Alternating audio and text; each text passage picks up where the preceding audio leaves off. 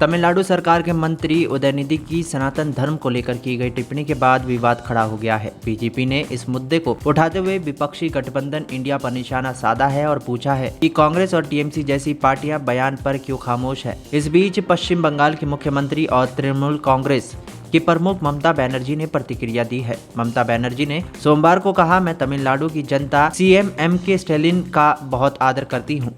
हर धर्म की अलग अलग भावनाएं होती है। भारत अनेकता में एकता के बारे में है जो हमारा मूल है। दरअसल एक बातचीत के दौरान उन्होंने कहा, हमें ऐसे किसी भी मामले में शामिल नहीं होना चाहिए जिससे लोगों के एक वर्ग को ठेस पहुंचे। मुख्यमंत्री ने आगे कहा, मैं सनातन धर्म का सम्मान करती हूं। हम पूजा पाठ करने वाले पुरोहितों को पेंशन देते हैं। बंगाल में दुर्गा पूजा बड़े पैमाने पर मनाई जाती है। हम मंदिर, मस्जिद, गुरुद्वारे, चर्च में जाते हैं। मुझे लगता है कि हमें हर धर्म का सम्मान करना चाहिए। बता दें, पश्चिम बंगाल की मुख्यमंत्री से जब पूछा गया कि क्या वो द्रमुक नेता की निंदा करती हैं तो उन्होंने कहा, निंदा करने की बजाय सभी से मेरा विनम्र अनुरोध है कि हमें ऐसी कोई भी टिप्पणी नहीं करनी चाहिए जिससे लोगों के बड़े या छोटे वर्ग को ठेस पहुंचे। बता दें कि तमिलनाडु के मुख्यमंत्री एमके स्टैलिन के बेटे उदयनिधि ने सनातन धर्म की तुलना कोरोना वायरस, मलेरिया और डेंगू के बुखार से की थी और कहा था कि ऐसी चीजों का विरोध नहीं किया जाना चाहिए बल्कि इन्हें खत्म कर देना चाहिए। बीजेपी ने उनके इस बयान पर विरोध जताते हुए कांग्रेस और विपक्षी गठबंधन इंडिया के बाकी दलों पर भी हमला बोला है। केंद्रीय गृह मंत्री अमित शाह से लेकर बीजेपी अध्यक्ष जेपी नड्डा और रक्षा मंत्री राजनाथ सिंह ने तीखी टिप्पणी की है।